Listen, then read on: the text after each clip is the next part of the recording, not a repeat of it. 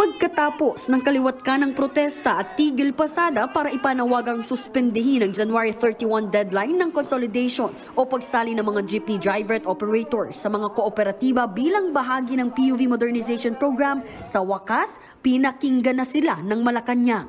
Pinalawig ng 3 buwan ang consolidation. Ayon sa Presidential Communications Office, inaprubahan ni Pangulong Bongbong Marcos ang rekomendasyon ni Transportation Secretary Jaime Bautista na i-extend ang consolidation hanggang April 30. Pagkakataon daw ito para makapag-consolidate ang mga hindi umabot sa cut-off. Nagbunyi naman sa harap ng Kamara ang mga... extended daw. Okay? Extended ng hanggang April. Ano ba ngayon? So 3 months, January, February, March. Oh, tama, 3 months. Alam nyo, eto lang palakpakan natin. Salamat, DOTR. Salamat, President Marcos for extending. But!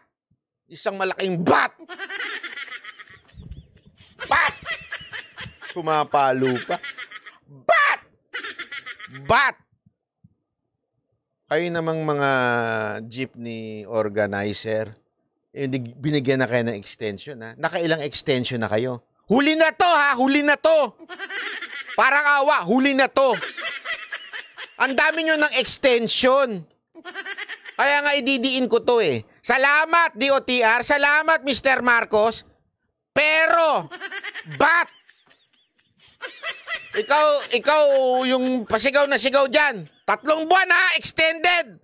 Pag hindi nyo pa naayos yan, tamad na kayo talaga. Gumawa na kayo ng paraan. Alam nyo, eto hindi ako nagmamaliit na mga jeepney driver dito Understand what I'm saying. Hindi na safe yung mga ginagamit nyo. Alam nyo ba kung saan galing yung mga makina ginagamit ninyo? Surplus na yan Hindi na nga brand yan. Itinapon na nga ng ibang bansa, pinulot natin, binuo natin.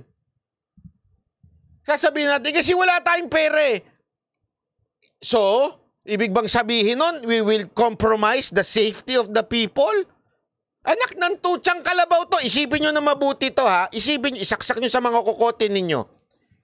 Requirement sa bawat kotse may seatbelt. Tama mali. Batas yan batas yan. Mag-seatbelt ka. Anak ng puta, doon sa jeep walang seatbelt. Ano to? Anong klaseng batas yan? Namimili? What do I mean? Simpleng-simple lang mga kapatid, mga kaibigan. Kung delikado, ang nasa coaching walang seatbelt, sa jeep safe? Ano to, gago lang? Isipin nyo na mabuti yun Wag tayong maglabanan ng poor, mayaman. Hindi ganun to. Eto para sa katotohanan. Alam nating hindi safe. Alam nyo ba kung bakit binobomba yun? Ginaganon? Nakita tuloy yung maputi kong legs. Alam ko yan kasi sumasakay ako ng jeep. Elementary hanggang high school, sumasakay ako ng jeep, sumasabit ako. Favorite ko yung nakasabit, yung nakaganon na yung ulo ko. Ini-imagine ko nga pag pumreno yun, o kaya bumangga, tanggal ang ulo ko Nakaganon talaga ako. Alam nyo kung paano sila pumreno? Gumaganon-ganon, binobomba. Alam nyo ba't binobomba yun? Hindi kasi kakapit.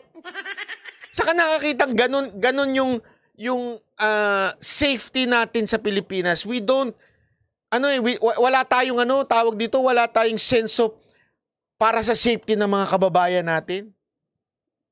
Yun na nga lang, dikit-dikit dito Alam nyo ba nakagilid yung jeep? Nakaganyan? Hindi siya gustong manansing. Baka akala nyo gusto niya manansing, Hindi kaya nakagilid dyan kasi sa sobrang sikip. Sinagad, ganyan na yun Hindi siya pwede, kaya nga gumigilid siya para mas mamaneho niya na maayos.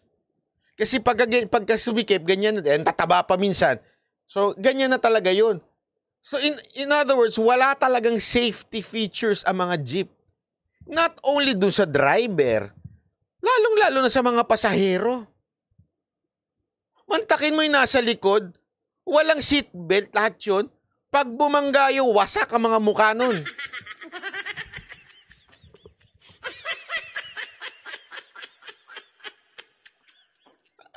You understand what I mean? Kasi nga, nasanay na kasi tayo na ganun ng Pilipinas. Hindi, okay lang yan. Basta, oh.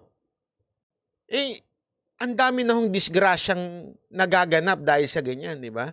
Yung ginagamit yung jeep, minsan pamprobinsya pa. Alam niyo kung paano ko nalaman, mananakay po ako ng jeep.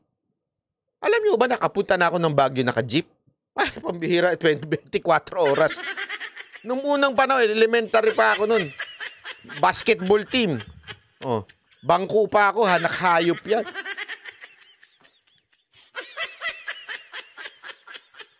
Nagpakahirap ako, binangko naman ako ng kapatid ko. Kapatid ko yung coach. Loko-loko rin, ano? Binangko ako. Yung team namin, lumaban sa basketball sa Baguio. Team ng Baguio, tuwan-tuwa pa ako. Yes, makakapunta kami Baguio. Pagsakay namin, ba't tayo naka-jeep? Jeep!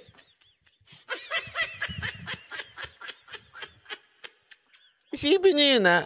So, anong ibig ko lang sabihin? Ibig ko lang sabihin, napaka-ano natin, tama yung sinabi nito, double standard ang batas sa Pinas. Totoo. If you're really concerned sa buhay ng tao, hindi dapat natin pinapayagan ng ganyan. Alam naman natin yan. Aminin na natin, yung mga jeep na, yung makina, inassemble, yung mga brakes, hindi naman talaga kayang i-break yung mabibigat na ganyang kabigat. Alam niyo ho ba? Kasi nag-inquire ako eh.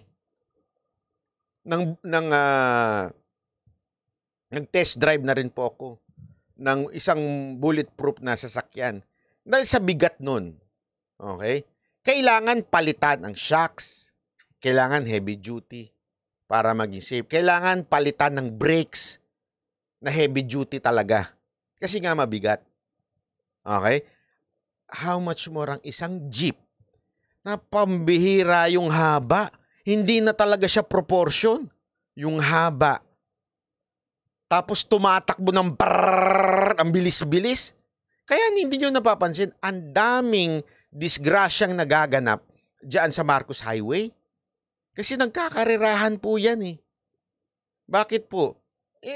Feeling nila talagang pangkarera kasi malakas, maingay. Tapos maraming nadidisgrasya dyan. So anong ibig ko lang sabihin? Wala naman pong problema yung design na pinaglalaban nila. Okay, go! Di mag-design kayo ng safe.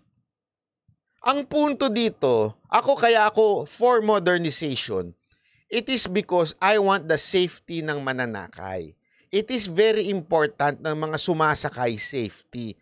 Na kahit mabangga, which is possible, kaya nga disgrasya, hindi mo alam kung kailan, dapat safety ang mga nasa loob. Di ba? Very particular. Kasi tayo yung tipo ng mga, ang Pilipinas ganito eh. Pag walang lumubog na barko, hindi magiging mahigpit ang Coast Guard. Tama, mali.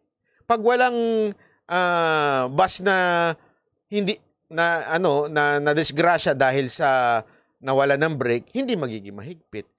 Kaya nga, isipin nyo to, ultimong yung mga truck sa Pilipinas, ay pambihira. Minsan, parang, bakit nyo pa pinababiyahe to? Hindi na dapat pinababiyahe to. Hindi dahil anti-poor tayo. Hindi ganun yun. Anti-poor ka nga, pag pinabiyahe mo, ang sirain na. Bakit? Mamamatay dun yung mga poor. Sino ba sumasakay dyan? Yun na nga, ito kasi ang hindi maintindihan ng iba eh. Feeling ng iba, porket gustong i-modernize, kasi pangmayaman, hindi ho ganun yun. Kaya gusto ipa-modernize para po sigurado ang safety ng mga mananakay. Di ba ho? Yun nga yung importante. Kaya kayo dyan, ng rally, you have 3 months. Okay? Pinalakpakan natin ng gobyerno, pinakinggan kayo ha? Pero in 3 months, ay mali, 3. Ay, mali. 3 months! Asikasuhin nyo na yan. It's about time. It's about time. Kaya nga ito pansinin nyo, isa yan sa cause ng traffic. Bakit kanyo? Hindi kasi sila tumatabi. Mahirap kasi itabi. Ang hirap kasi hindi naman po yan power steering eh. Kaya nga, pansinin nyo, ginusto ba ng mga jeepney driver na humarang sa kalsada? Hindi. Mahirap lang talaga. Itatabi mo. Ganyan sila mag-ikot eh. Talaga naman mahirap eh. Tapos, pagtabi mo, babalik mo na naman. Effort eh. Diba? Effort talaga eh. So, anong ibig ko lang sabihin? Isa yan, kaya nagkakakos ng traffic. So, what do I mean? Dahil lang ba sa pagtabi sa traffic? Hindi. Kung nahirapan kang iliko na mabagal ka, mas mahirapan kang iliko pag mabilis ka. Tama, mali. Kasi, hindi mo matatansya. Oo, madadalian ka ng ganyan, pero hindi mo matatansya. Kasi nga, hindi ho equip. At ang masama pa niyan, wala pa hong ano yan. Wala pang, hindi yan pinag-aralan na hanggang gaano lang ba ang haba. Di ba? Hindi ho pinag-aralan ng ganun. Minsan, yung iba, pa-extend ng pahaba ng haba, parang bus na. Kahit hindi na ma-equip yung makina para doon. Tapos magrereklamo tayo pag merong isang jeep na laglag sa bangin.